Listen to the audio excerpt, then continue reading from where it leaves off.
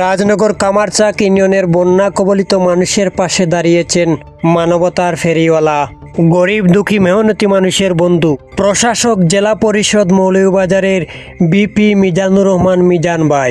এ সময় কামারচাক ইউনিয়ন পরিষদে তিনি নিজে উপস্থিত থেকে বন্যায় ক্ষতিগ্রস্ত মানুষের বন্যার্থদের মাঝে খাদ্য সামগ্রী বিতরণ করেন।